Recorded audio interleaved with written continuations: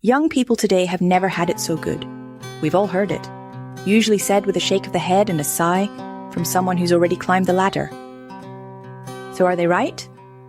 Let's take a closer look, because this idea that life is easier now than ever leaves out a lot of context. Let's start with housing. In the 1960s, the average house cost around 3 to 4 times the average salary. Today, in many parts of the UK, it's more like a factor of 8 or even 10, especially in major cities. But it's not just about buying. Back then, council housing was a real option. Safe, affordable homes that didn't saddle people with debt. Owning a house wasn't about building wealth. It was about having somewhere to live.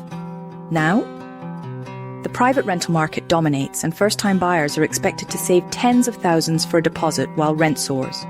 What about education? Until the late 90s, university tuition was free in the UK. Grants were available, people left university with degrees, not debt. Today, students in England can graduate with £50,000 or more in loans, often paying them off well into their 40s, if ever. In the aftermath of World War II, Britain committed to full employment.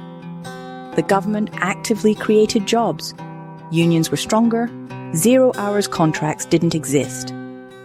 Now, job markets are often precarious, especially for young people, with many stuck in insecure work, gig jobs, or underemployment.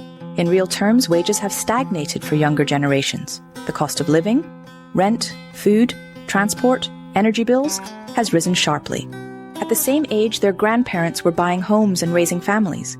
Many young people today are living with parents, working long hours, and still struggling to save. But you have technology and lattes, they say.